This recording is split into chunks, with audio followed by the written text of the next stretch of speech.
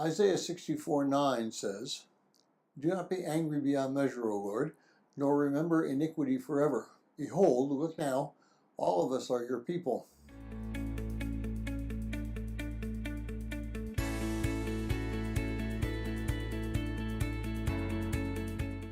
Well, if you're joining us in reading through this 30-day reading plan, today's reading is Isaiah 64, 1 through 9, and I encourage you to read that passage. In this passage, Isaiah is praying. He begins the prayer by remembering God's majesty, but in the middle of verse 5, he abruptly changes. He now compares what Israel has done in comparison to God's majesty. In verse 6, he describes Israel's nature and, by extension, man's nature. Well, we're all unclean. Even in our righteous deeds, Isaiah compares those deeds to a feminine hygiene product after its use. He continues to compare us to leaves in the fall that wither and fall off a tree as our iniquities take us away. You have maybe seen a Western movie where the tumbleweeds are blown by the wind.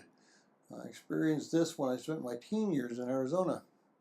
As I look at it now, that first Christmas my family spent in Arizona typified this passage. You see, we use a tumbleweed as a Christmas tree. My family had gone from riches to poverty, from human righteousness to human suffering. I can still see the tumbleweed that we picked up from the desert. We spray painted it gold and hung stringed popcorn and paper-made ornaments on the tree to decorate it. But in verse 8, Isaiah brings the message that we need to hear. We need to submit to God's molding in repentance. We are to allow God to shape us so that this work is displayed through us. We need to become an icon of Christ, an icon of the relationship that we have with Him. When people see us, they should see Christ. When they see our work, they should see Christ's work living through us. Now he ends verse 9 with both a prayer and a statement.